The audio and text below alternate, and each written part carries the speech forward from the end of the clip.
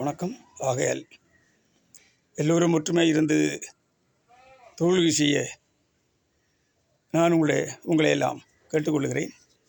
ஒரே நாளில் 3 இடத்தில் பிரச்சனைகள் உருவாகியிருக்கும் என்று சொன்னால் இதில் பின்னில் யார், இவர்களை தூண்டிவிட்டது யார் என்பதை குறித்தெல்லாம் விசாரணை செய்ய வேண்டும்.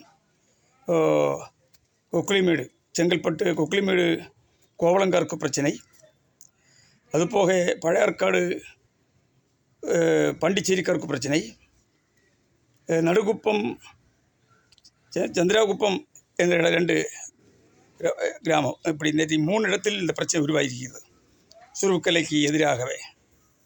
ஆனால் இங்கே பெரிய லான்ச்சுகரம் கேட்டுக்கொள்கிறது, நீங்கள் சுப்ரீம் கோர்ட் ஆர்டர் இருக்கிறது 12 நாட்டுக்கு மேல் சென்று நீங்கள் அந்த சுருக்கலை தொழில் செய்ய வேண்டும். ஏன்னா சின்ன ஃபைபர் வள்ளங்க போக முடியாது. ஆகையால் ஏடிக்கு தெரியுமோ தெரியாதோ 12 நாட்டுக்கு மேலே ஃபைபர் வள்ளம் போக முடியாது. 2 மணி நேரம் ஓடுறோம் 12 நாட்டு கரையில் 12 நாட்டு பழிஞ்சு போகணும் என்றால் ஏறக்குறை 20 கிலோமீட்டருக்குள்ளே வருது. 2 மணி நேரம் ஓடணும் ஒரு ஃபைபர் வள்ளம். என்ன நினச்சி நீங்கள் ஃபைபர் வள்ளத்தை 12 நாட்டுக்கு மேலே போய் சொல்லி நீங்கள் வருத்த நீங்கள் ஆர்டர் போட்டீர்கள்? ஏடி எதை வச்சு நீங்கள் நோட்டீஸ் கொடுத்தீர்கள்? நீங்கள் 12 நாட்டுக்கு மேலே சென்று தொழில் எந்த லாஞ்சு போகணும், யார் போக வேண்டியது? சுப்ரீம் கோர்ட் ஆர்டர் நீங்கள் பார்க்கவில்லையா? படித்து பார்க்கவில்லையா? கோர்ட் அவமதிப்பு செய்யக்கூடாது, கோர்ட் உத்தரவு நீ மீறக்கூடாது. கோர்ட் உத்தரவு மீறுமானால் சட்ட ரீதியில் நாங்கள் நீங்குவோம். சட்டம் தன் கடமையை செய்யும். அதுக்கு நீங்கள் பதில் சொல்லி ஆக வேண்டும்.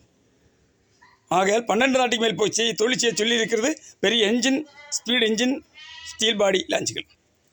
ஃபைபர் வள்ளங்களுக்கு எந்த கட்டுப்பாடும் சுப்ரீம் கோர்ட் விதிக்கவில்லை. ஆகையால் எல்லோரும் ஒற்றுமை இருந்த தொழில்களை செய்ய கேட்டு பேட்டி முடிக்கிறேன். நன்றி, வணக்கம். மோகன்குமார், தமிழ்நாடு முன்னேற்ற கழக நிறுவன தலைவர்.